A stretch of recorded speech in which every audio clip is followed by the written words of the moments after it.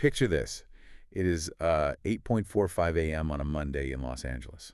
Oh, man. The absolute classic nightmare start to the week. Right. You've got a boutique marketing agency in Culver City, or maybe a high-end coffee roaster in Silver Lake. The caffeine hasn't even kicked in yet. You're just trying to get the day started. Exactly. You're balancing a tray of lattes, you go to unlock the front door, and the key goes in, but the key doesn't turn. And let me guess, you jiggle it. You jiggle it because, that always works, right? And then snap. The worst sound. Half the key is in your hand and half is stuck in the cylinder. And suddenly your entire operation it grinds to a halt. Your staff is standing on the sidewalk looking at you. Customers are confused. And you are frantically Googling Locksmith on your phone with trembling fingers. And that is the exact moment where physical security stops being this, abstract line item on a spreadsheet. Yes. It becomes a very visceral, very expensive problem. And that is exactly what we're diving into today.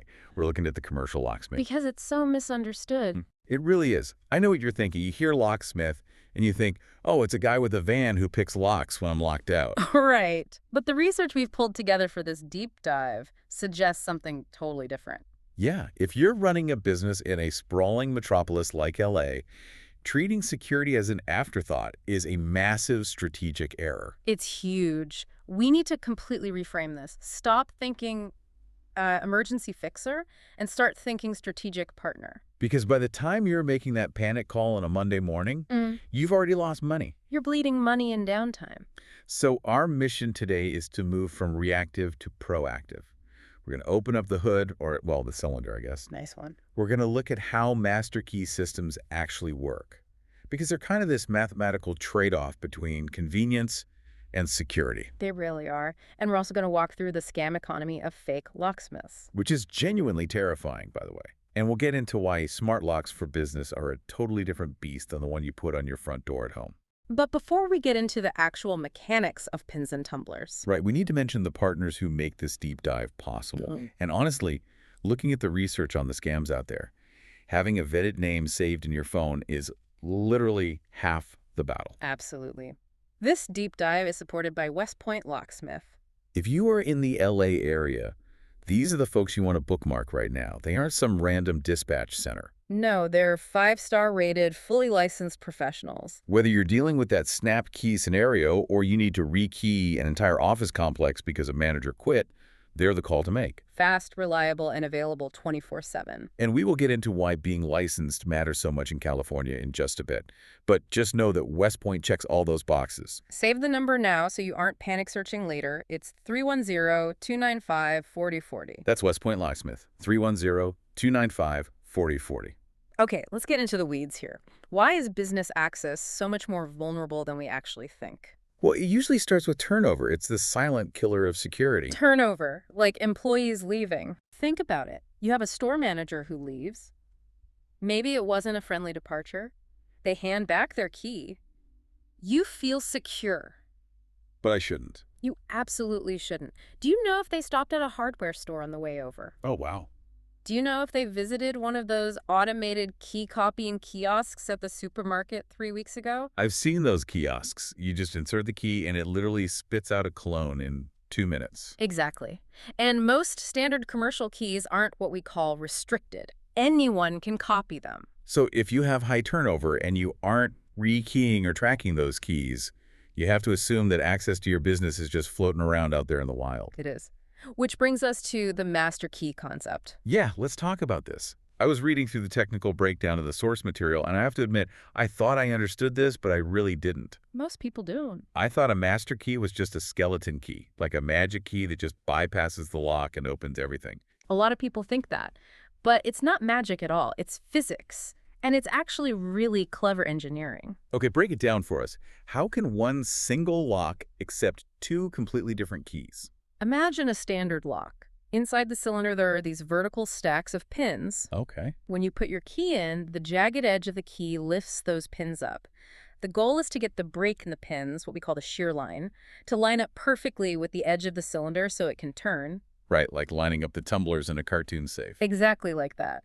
Now, in a normal lock, there is only one combination of heights that will line up that shear line, one key. Makes sense. But to make a master key system, the locksmith takes that pin stack and adds a third little piece, a tiny wafer of metal called a spacer pin. A spacer, okay. What that spacer does is create a second shear line, a second gap. So now key A lifts the pins to the first gap and the lock opens. But key B, the master, key lifts the pins to the second gap and the lock also opens. I see. So you're essentially programming the physical lock to have two correct passwords. Precisely. But here is the catch, and this is the part business owners usually don't know. When you add that spacer, you are mechanically degrading the security of the lock. Wait, how so? Think about the math of it. If you have a lock with 5 pins, there's a certain finite number of possible key combinations. Right.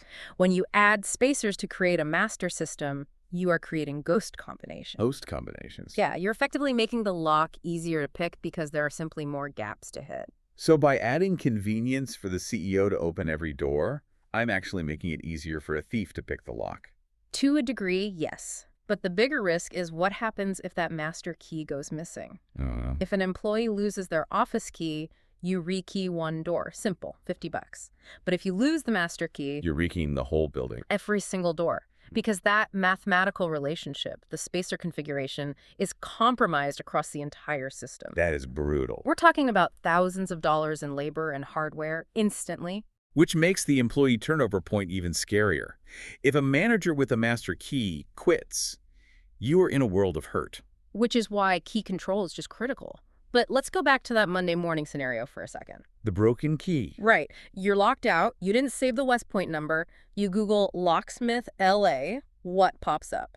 A map with about 50 little red pins all around my neighborhood. And this is where we enter the scam economy. This is probably the most disturbing part of the research for me. Yeah, the lead generation trick. I always assumed if Google Maps says Santa Monica Locksmith and the address is on Wilshire Boulevard, that's where they are. Not even close. There are massive overseas call centers that flood Google Maps with fake listings. Fake listings? How does Google not catch that? They try, but it's a game of whack-a-mole. They use addresses of vacant lots, gas stations, or even other businesses. When you call that local 310 number, it routes to a call center thousands of miles away. And they quote you that insanely low price over the phone right away, like $29 service call. That is the bait. No professional locksmith starts a truck for $29 in Los Angeles traffic. It's physically not possible to run a business like that. So what happens? They send a subcontractor, usually an unlicensed guy in an unmarked vehicle. He arrives, looks at your standard everyday lock, and gives you the line. This is high security. Can't be picked. Exactly. Can't be picked. I have to drill it. This is what the industry calls the drill and bill. Drill and bill. A legitimate locksmith views drilling as a failure. It is the absolute last resort. These scammers, it's their first move. Because it makes them more money. They drill your lock, completely destroying it. Then they charge you $300 for the labor of destroying your property. And then guess what? You need a new lock. And conveniently, they have a cheap, low-quality replacement in the van that they'll sell you for a 400% markup. It's incredibly predatory. It really is. And in California, it's also largely illegal if they aren't licensed. We checked the regulations for this. California is one of only 13 states that strictly requires a specific locksmith license from the BSIS. The Bureau of Security and Investigative Services. Sounds pretty intense. It is intense. To get that license, you undergo Department of Justice and FBI background checks. You get fingerprinted. Which makes total sense when you think about it. I mean, you are inviting this person to break into your business. You're giving them the tools to bypass your security. You probably want to know they aren't a felon. Exactly. But the scammers don't have this. They often don't have uniforms. Their invoice is a generic piece of paper from a drugstore pad. Or they want cash only. Right. If they can't show you a BSIS license, which they are required by law to carry on them, you tell them to leave immediately. This is why I keep emphasizing the relationship aspect. If you wait until you're desperate, your critical thinking skills just turn off. You just want the door open. You need to verify these people before the crisis hits. And that's a perfect segue back to West Point Locksmith. Right. They are the complete antithesis of the drill and bill guys. They are fully licensed, insured, and they've built a reputation on Google with actual 5-star reviews, not bot-generated ones. And because they are local to LA, they understand the specific hardware needs of businesses here. Fast, reliable, professional. And they do the full spectrum, right? It's not just doors. Right, from emergency lockouts to rekeying, smart locks, and car key replacements. They cover it all. We haven't even touched on fleet vehicles. If you have a delivery van and the driver snaps the key in the ignition, West Point can handle that too. They're available 204/7 to keep your home, business, and vehicles secure. Again, keep that number handy. It's 310-295-4040. Okay, let's pivot to something a bit more high-tech. Modernization. Yes. Every business owner I know right now is obsessed with smart locks. They want to open the office with their iPhone. And I totally get the appeal, but this is where I have to be the bearer of bad news. You cannot just go to a hardware store, buy a $200 smart deadbolt designed for a suburban house, and slap it on your office door. Why not? I mean, if it locks, it locks. It's not about locking, it's about life safety and compliance. This is a huge part of what a commercial locksmith does that people entirely miss. Is this the fire code stuff from the sources? It is. In a commercial building, that front door is likely a designated fire exit. That means it has to allow what's called single motion egress. Single motion egress. Translate that for us. It means you have to be able to walk up to the inside of that door and get out with one simple, continuous action, usually pushing a bar or turning a lever. Right. You cannot require someone to turn a thumb turn, unlock a deadbolt, and then turn a handle. If the building is on fire and smoke is filling the room, people panic. Complex locks get people killed. Wow. Okay, so that cool Wi-Fi deadbolt that requires you to twist the latch, illegal on a fire exit. In many cases, yes. It could land you a massive fine from the fire marshal, or worse, a huge liability lawsuit if something happens. A professional locksmith knows how to integrate access control, which is the pro version of a smart lock with hardware that is actually safe. Like panic bars. Right. You've seen those crash bars on the inside of doors? Sure, at the movie theater or whatever. A pro can electrify that bar. So from the outside, it's locked tight. You need a key card, a fob, or an app to get in. But from the inside, you just push the bar and walk out. Safe egress, secure ingress. That makes perfect sense. And there's an ADA component too, right? It's a huge component. The Americans with Disabilities Act has very strict rules on door hardware.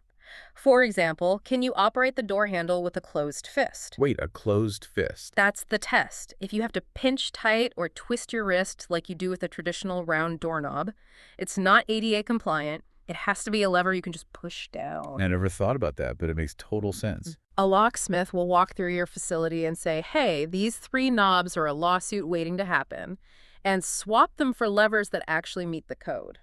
That is the kind of insight you just do not get from a generic handyman or doing it yourself. And then there's the audit trail. This is the real business value of modern access control. This is the system tracking who comes in and out. Yes. If you give everyone a metal key, you have absolutely no idea who opened the door on Saturday night at 11 p.m. when the petty cash went missing. Right. But with an access control system, you pull up the log. Oh, John's fob was used at 11:04 p.m. That changes the accountability culture completely. It does, and you can revoke access instantly. Remember that fired manager we talked about earlier? The one who might have copied the key at the kiosk? Exactly. With a metal key, you have to rekey the whole building. With access control, you log into the portal, click deactivate, and their fob is now a useless piece of plastic trash. That is amazing. But that sounds expensive, though. I feel like we need to address the elephant in the room here. Business owners are cheap. Well, we operate on thin margins. Fair enough. Let's look at the economics of rekey versus replace. Yeah. Because this is where a good locksmith actually saves you a ton of money. Okay, walk me through the math on this. Let's say you have high-quality commercial locks, maybe Schlage or Yale. These are heavy, solid brass and steel mechanisms. They are designed to last 20 years. Okay. If you lose a key, a lot of people think, well, I have to buy new locks. Right. Rip it all out, put a new one in. A new commercial lever set might cost you $200 to $400 per door just for the hardware. Mm-hmm. But if you call a pro like West Point, they don't replace the lock. They rekey it. Which means doing what exactly? They take the cylinder out, dump the old pins, and put in new pins that match a brand new key. The expensive hardware stays on the door. Oh, wow. The cost? A fraction of replacement. You're paying for the labor and maybe $5 worth of little brass pins, not $300 worth of steel. So rekeying is always the move. Unless the lock is physically broken or you're upgrading to digital, yes, it's infinitely more cost-effective. Mm-hmm. What about the cost of downtime? You mentioned earlier that locks are machines. They are machines, and they have moving parts. Sources like the Yale technical manuals talk about cycle counts. The cycle counts. A front door on a busy shop might open and close 500 times a day. That's 15,000 times a month. Metal wears down over time. I've definitely had doors where you have to do the hip check to get it to latch. The hip check, the jiggle, the lift and push, we've all done it. But that is a warning sign of a failing system. Maybe the door closer, the hydraulic arm up top is leaking fluid. Maybe the hinges are sagging. And if that door jams on a busy Saturday, You can't let customers in, or you can't lock up at night, so you're paying a security guard $30 an hour to just sit there in the dark. yikes. The cost of a preventative maintenance call, where a locksmith comes in, lubricates the cylinders, adjusts the closers, aligns the strike plates, is absolute peanuts compared to being closed for a day. It's like changing the oil in your car. You don't wait for the engine to seize. Exactly. And this is why I harp on the strategic partner idea.